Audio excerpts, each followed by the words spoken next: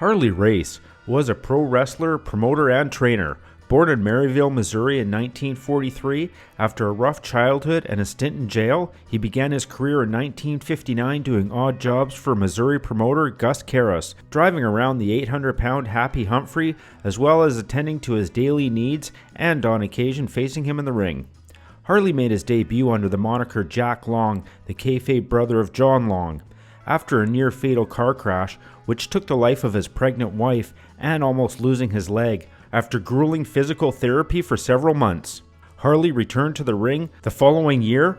He would go on to become NWA World Heavyweight Champion 9 times and also capturing dozens of other titles in various promotions, including being crowned the very first King of the Ring. As well as the National Wrestling Alliance, he would go on to make appearances in the AWA, WWF, WCW, and even own part of the Central States Territory. Referred to as the greatest wrestler on God's green earth, in the early 1990s, he took a step back from the business after another serious car crash. In 1999, he participated in the NBC special Exposed Pro Wrestling Secrets. His face was covered to conceal his identity as he broke kayfabe and discussed the inner workings of the business.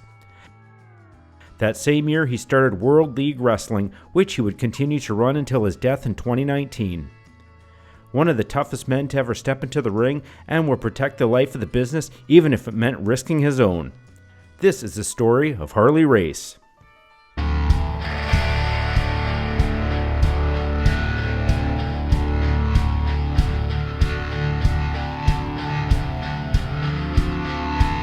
From Vancouver, British Columbia.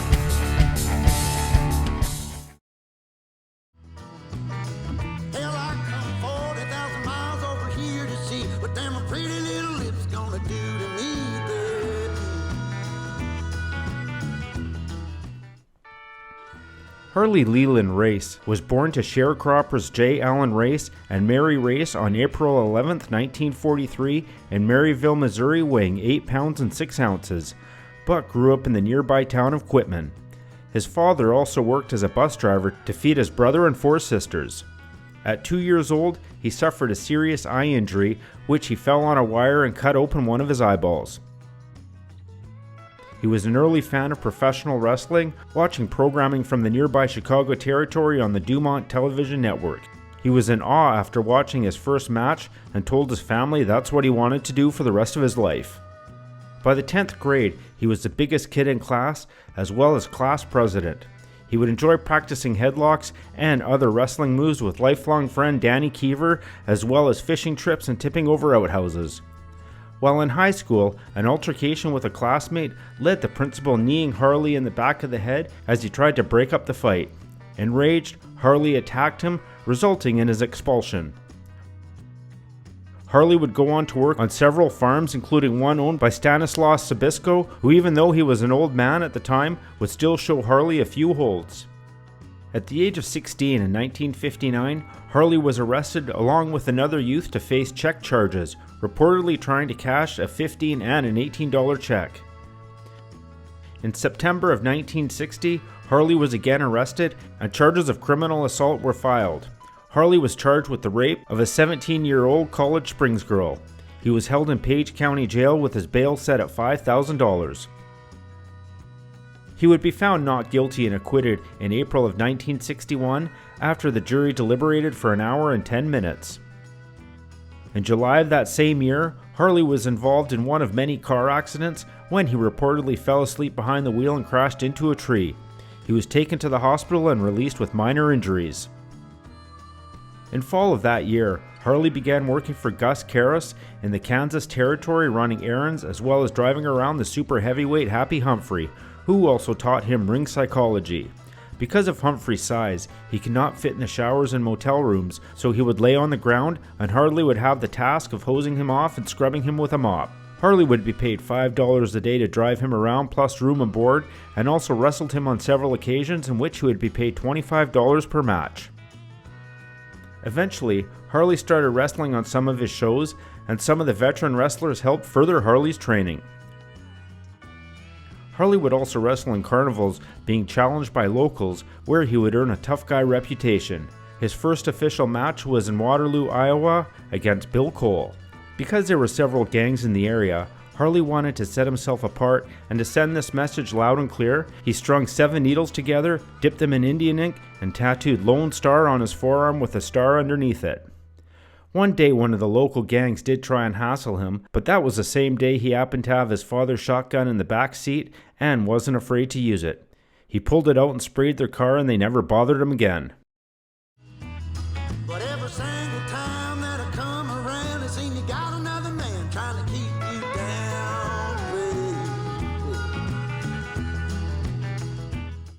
He married his sweetheart, Vivian Jones, in November. Unfortunately, they were involved in a severe car accident on Christmas Day, 1 month after the wedding. While driving in 17 inches of snow at approximately 12:35 a.m., their vehicle collided head-on with a tractor-trailer full of eggs who was trying to avoid a snowdrift, sending their car flying 80 feet. Jones, who was pregnant at the time, died at the crash. Initially, Harley was also pronounced dead at the scene, but in the ambulance, the paramedics realized he still had a pulse. Harley nearly had his leg amputated as a result and was told he'd likely never walk again. Karras heard about his employee's condition, went rushing into the hospital, and blocked the planned amputation, declaring it over my dead body. In doing so, he saved Harley's leg. Although he recovered, doctors told him that he might never walk again and his wrestling career was definitely over. Undaunted, Harley endured grueling physical therapy for several months and made a full recovery.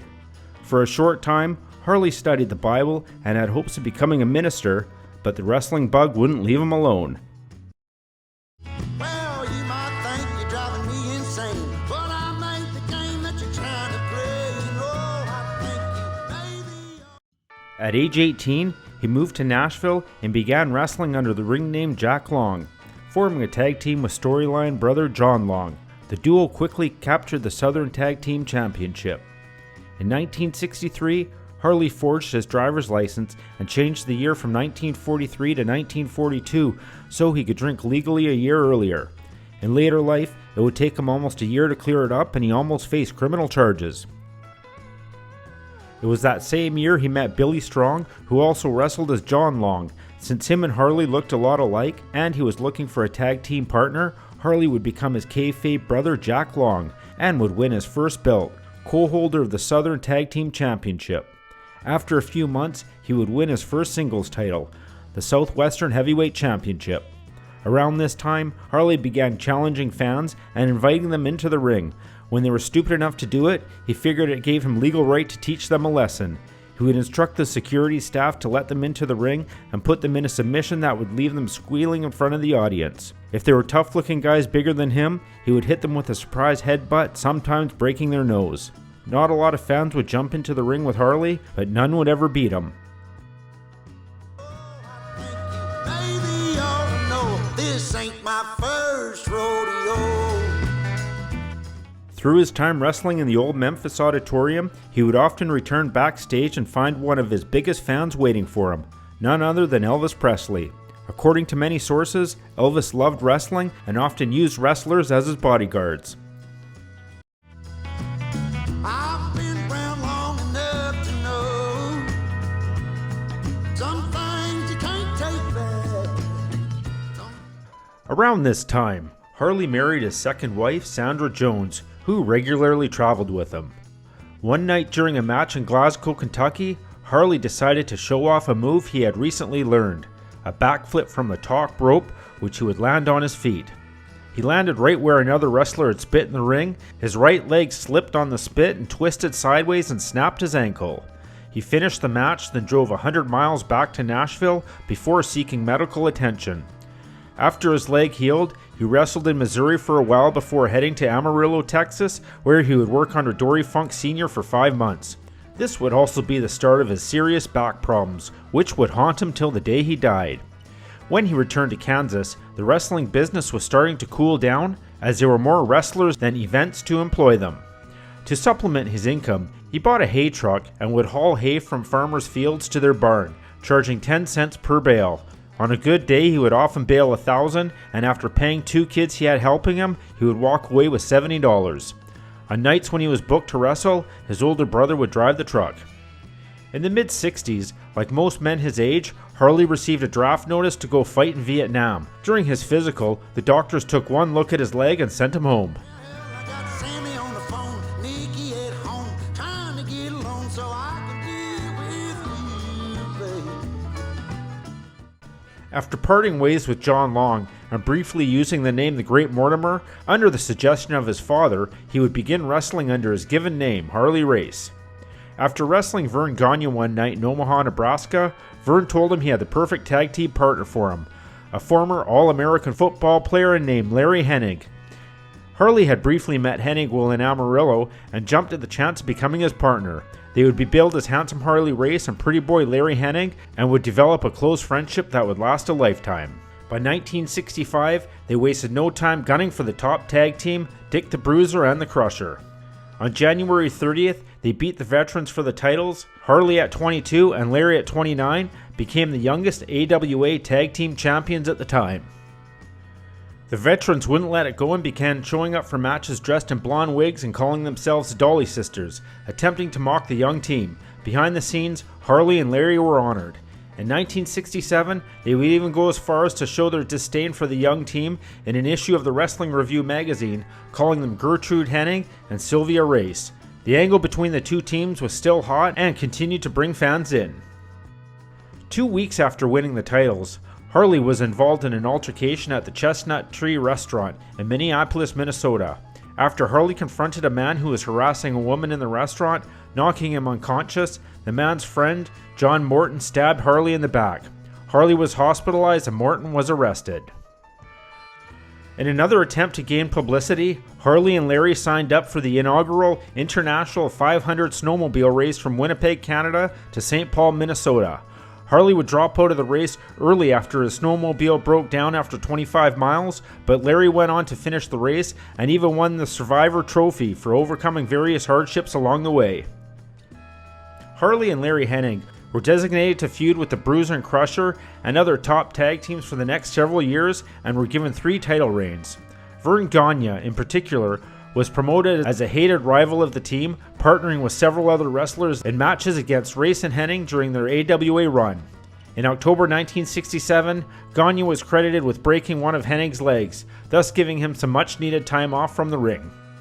Harley, as the storyline went, was allowed to choose a new partner and retain the AWA World Tag Team Championship. Harley's choice was Chris Markoff, but the duo was defeated in their first title defense match against a team of Pat O'Connor and Wilbur Snyder in November of 1967.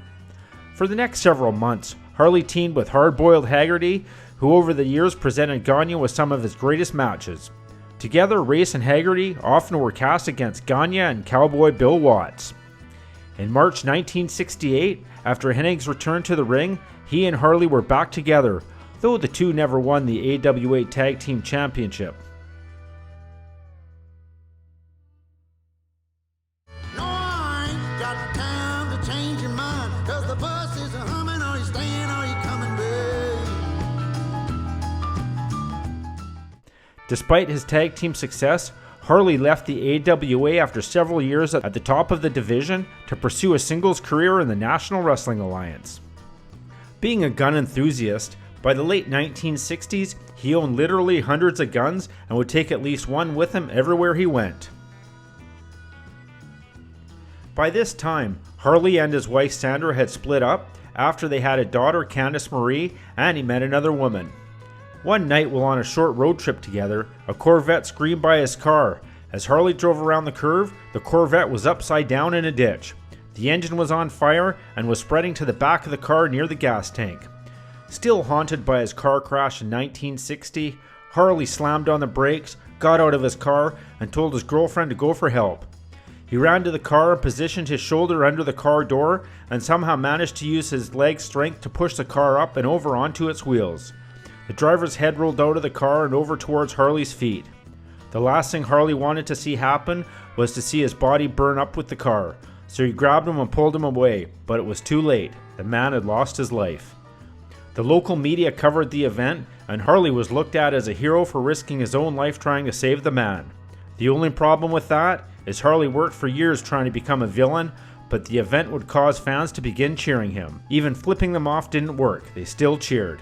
Harley married his third wife, Yvonne. Together they had a son, Justin.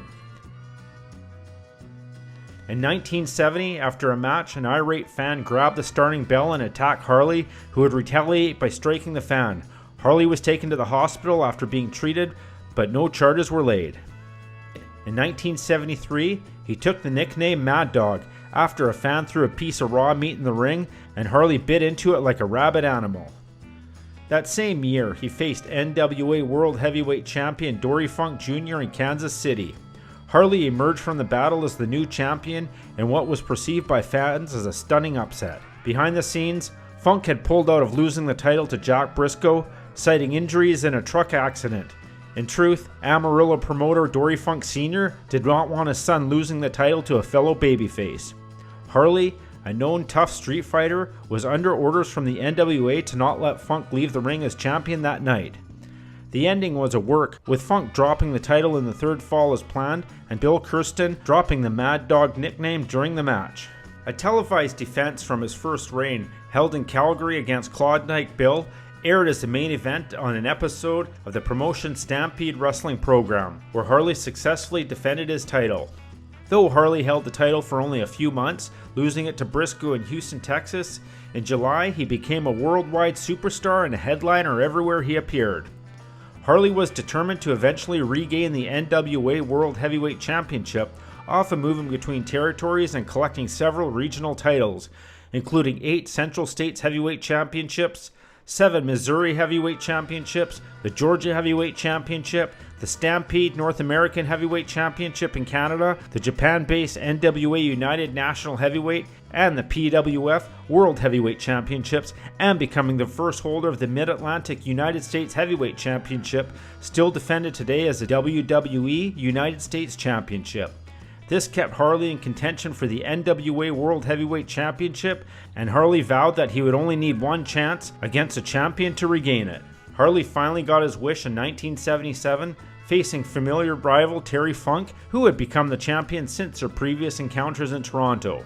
Harley won the title by submission with the Indian Deathlock, a rarely used submission move, but one that put great pressure on Funk's injured leg. The NWA World Heavyweight Champion once again, Harley at this time established his dominance, defending the title up to 6 times a week and holding it for almost 5 years, excluding extremely short reigns by Tommy Rich, Dusty Rhodes, and Giant Baba.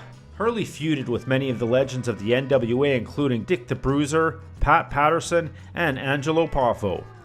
In 1978, he had a series of violent matches throughout the Midwest with the Sheik, culminating in a bloody 2x4 with a nail in it match in front of 12,000 fans at the Cobo Hall.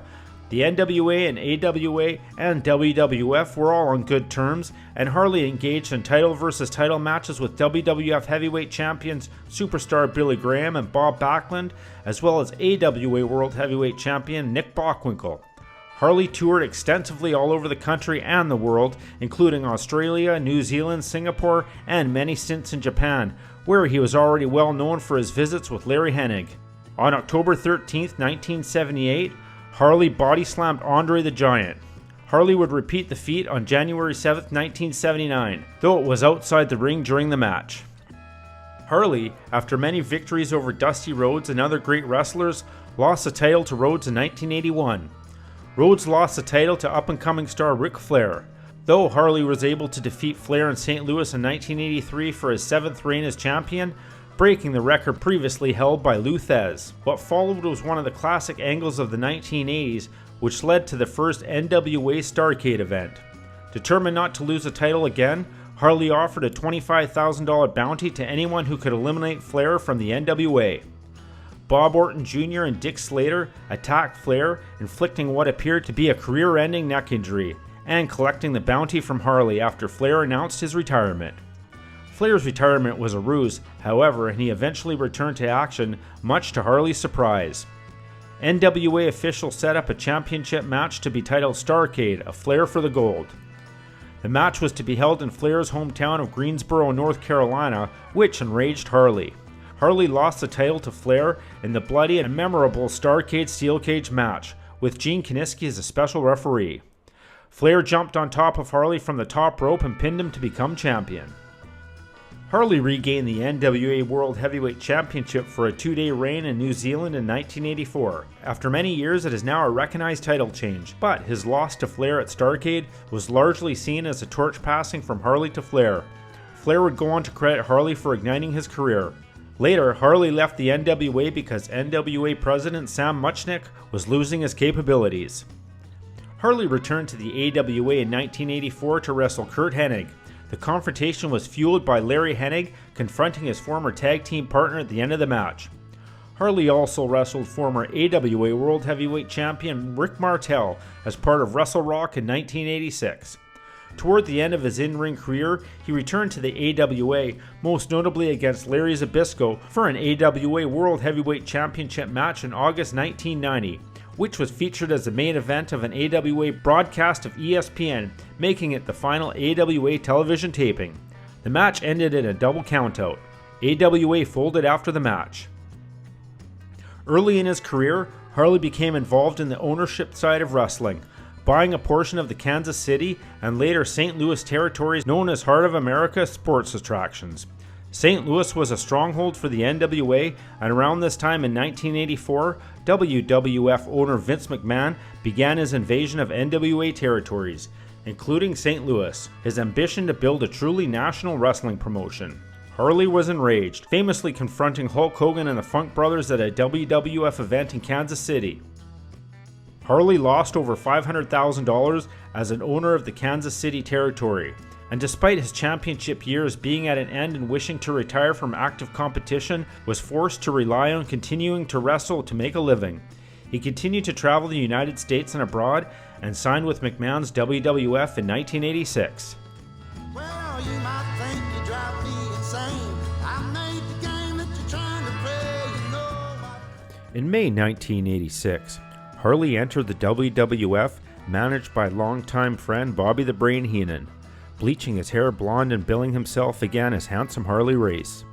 During a time when the WWF did not recognize the existence of other promotions and the accomplishments a wrestler made there, WWF officials came up with a solution to recognize his wrestling pedigree by having him win the King of the Ring tournament.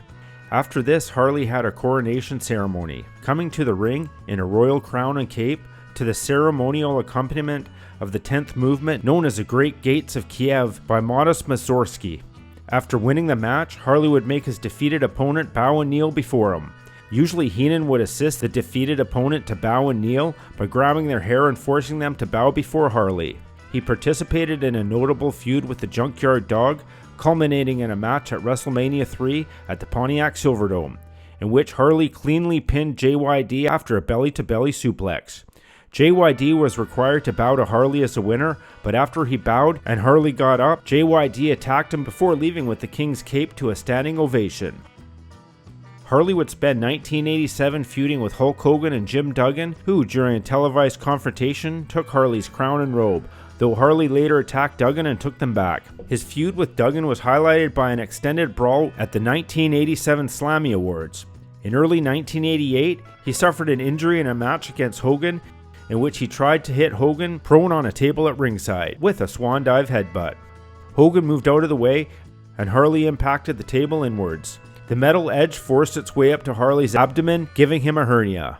Following this incident and during his recovery, the WWF ran an angle where they acknowledged his injury and his manager Heenan vowed to crown a new king.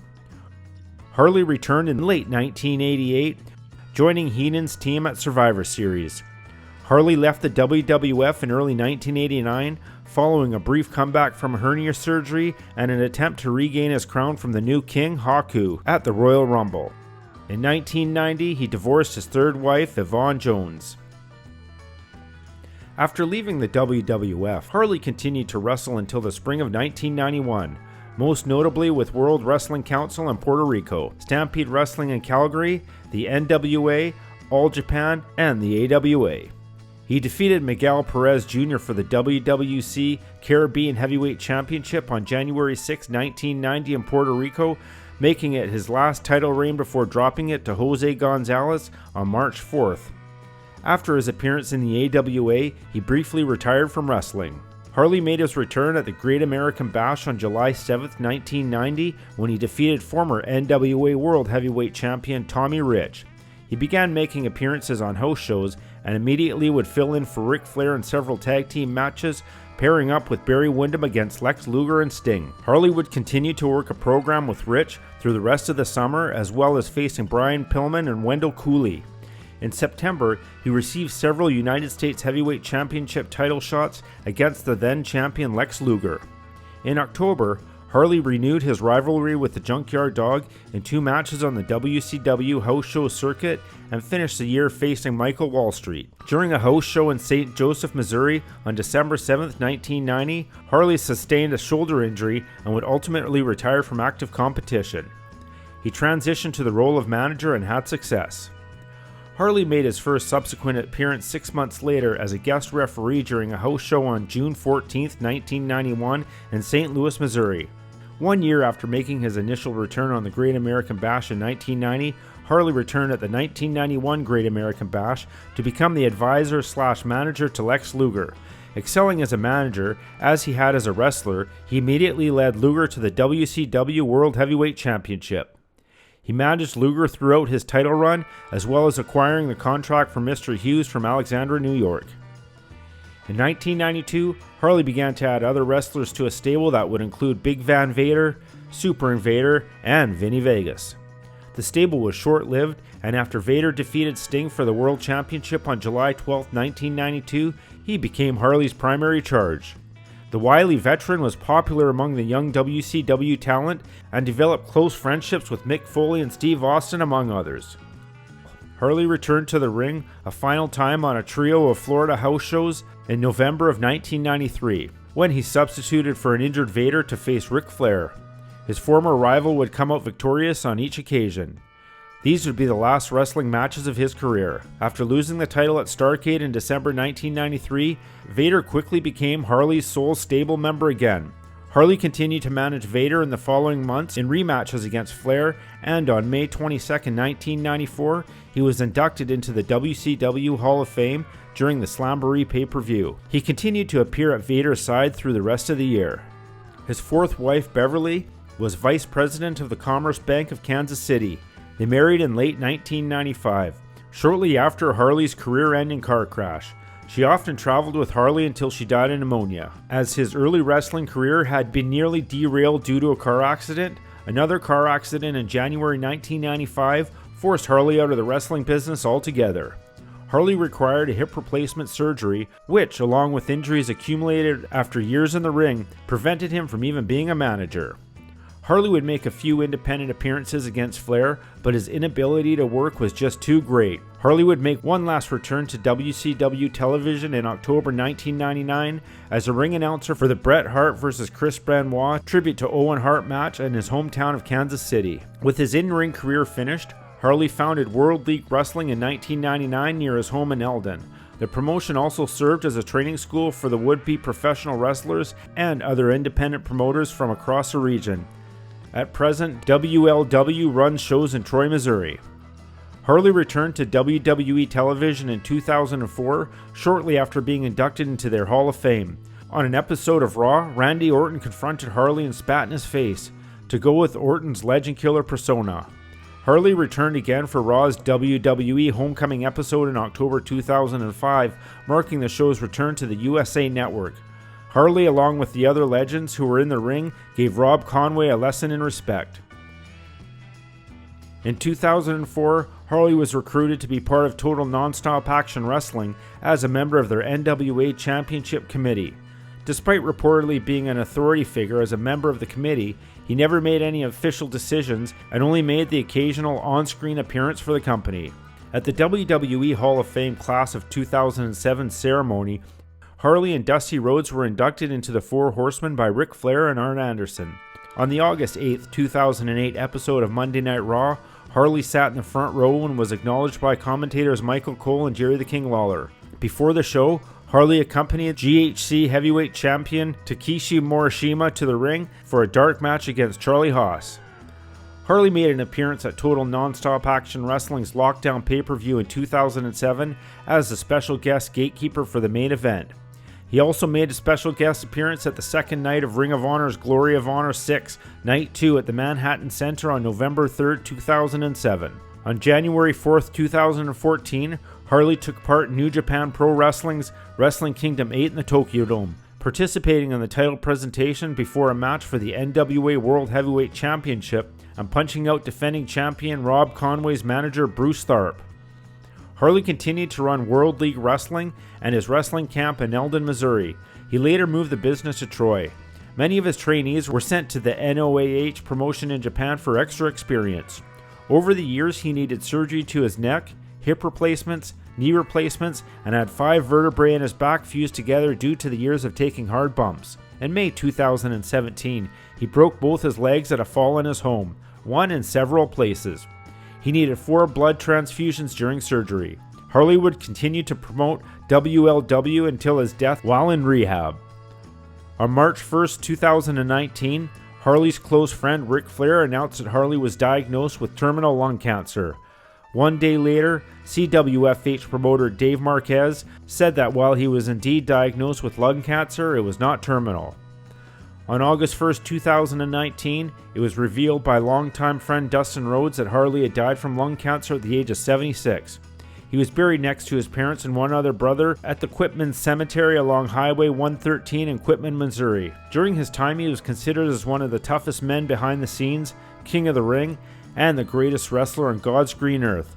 He had 5 grandchildren. Post-career, Harley was inducted into several halls of fame for his achievements: the WCW Hall of Fame, the Wrestling Observer Newsletter Hall of Fame, the Professional Wrestling Hall of Fame and Museum, the WWE Hall of Fame, the NWA Hall of Fame, the St. Louis Wrestling Hall of Fame, and the Missouri Sports Hall of Fame. That was the story of the King of Wrestling, Harley Race. Well, you might think you drive me insane. I may